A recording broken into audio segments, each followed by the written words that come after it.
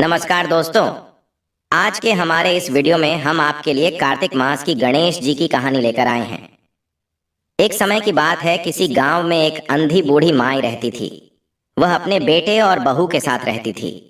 वह बहुत गरीब थी। वह बूढ़ी माई प्रतिदिन गणेश जी की पूजा अर्चना किया करती थी। एक दिन गणेश जी उससे प्रसन्न होकर उसके सामने प्रकट हुए और बूढ़िया से बोले, बूढ़ी माई, तुम जो चाहो मुझसे मांग लो।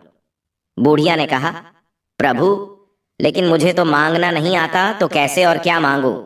तब गणेश जी बोले, ऐसा करो, अपने बेटे और बहू से पूछ लो, मैं कल फिर आऊंगा, तब तुम जो चाहे मुझसे मांग लेना। ऐसा कहकर गणेश जी अंतर्ध्यान हो गए। बूढ़ी माई अपने बेटे के पास गई और उसे सारी बात कह दी। बेटा बोला, माँ, अन्न, धन और बड़ा मकान मांग लो। बेटे की बात बुढ़िया माई को कुछ ठीक नहीं लगी। वह अपनी बहू के पास गई और उसे सारी बात बता दी। बहू बोली, माँ जी, ऐसा करो, अपने लिए पोता मांग लो। बूढ़िया माई को बहू की बात भी कुछ झंझी नहीं। सभी की बात सुनकर बुढ़िया माई अपनी पड़ोसन के पास गई और उसे सारी बात बताई।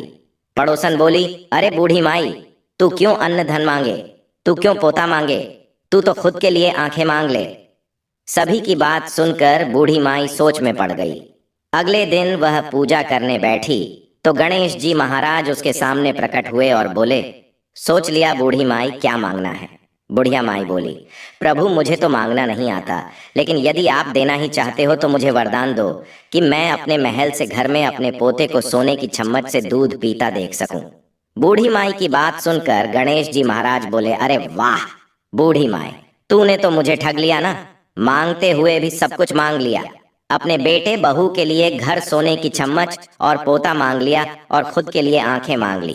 मैं तुझसे प्रसन्न हूँ, जा, तुझे यह सब प्राप्त हो। तथास्तु कहकर गणेश जी महाराज अंतर्ध्यान हो गए।